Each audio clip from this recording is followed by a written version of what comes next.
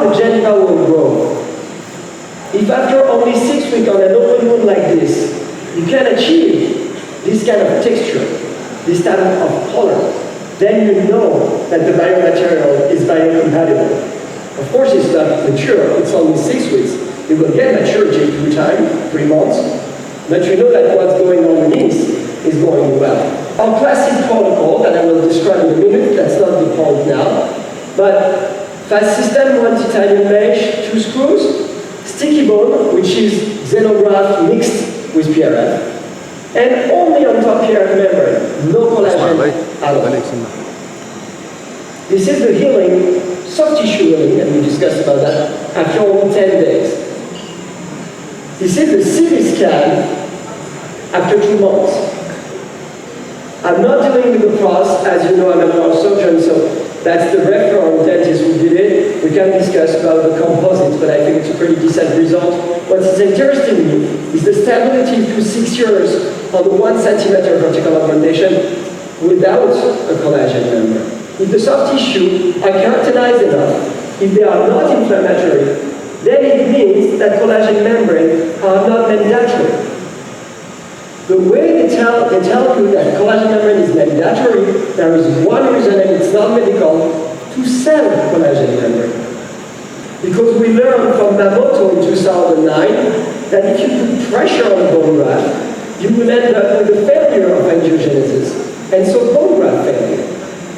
So it doesn't matter which technique you use. What you're actually trying to do is to organize the zone free of pressure to then avoid oxidation, because you will create ischemia by pressure.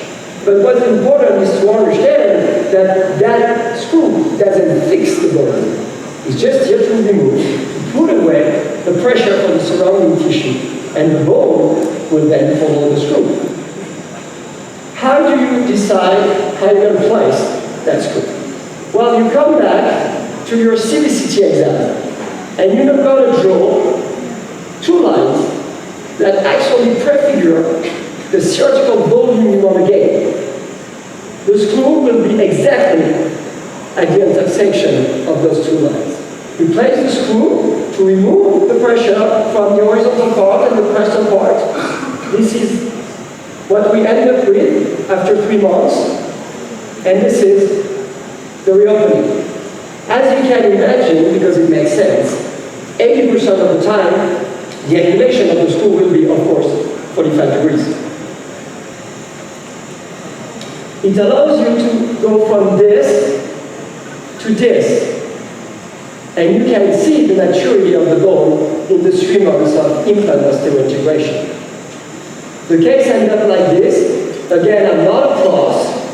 I didn't deal with the pros, but you can see the stability of the augmentation after 2 years. Concerning the posterior crowns, I'm not defending the dentist that worked with me, but let's be general, she's now 87 years old and the crowns are fine, okay? What I'm talking about is the gum health. I'm talking about the bone stability. This is the subject of what we're talking right now. We're talking about oral surgery, not aesthetic dentistry. And there is always a biological reason to the question why. Why do I use only the tip of the 15 blade? Because the periosteum is 0.42 millimeters. Why do I place my implants in cancellous bone? Because it's designed for healing. And so on and so on and so on. There is always a biological reason. What I'm trying to say is as much as we can as surgeons, we must try to remain biologic. Thank you very much.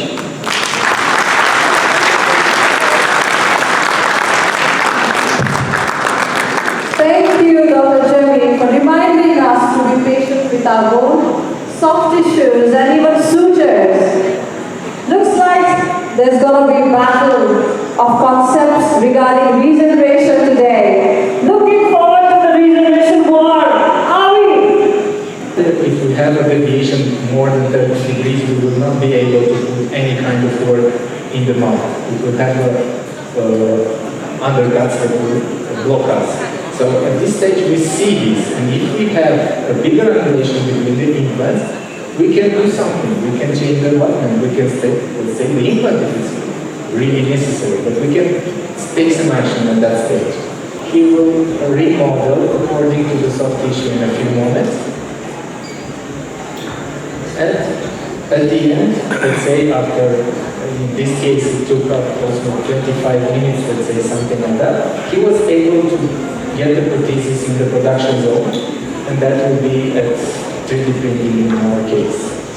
We started to plan the position of the implant and to calibrate the implants according to this WASA. This is for the lower, for the upper jaw. We also use blue sky implants here and plasma fix the buttons. We started the surgery, we did the extractions, the implants, we did some soft tissue augmentation somewhere. And we also did at the lower jaw the implants, the extraction, the implant, the cleaning, and the implant position and the impression. Very demanding nowadays. I hope I put it very well in Nepal language. Manish told me that it's correct. So these are instructions to you for your attention. I hope you have the material that I proposed. Thank you so much, Dr. Leon, for a truly enlightening session. It was truly inspiring to see you so seamlessly integrate full digital protocol for the full mouth cases. Thank you so much once again. Thank you very much. Now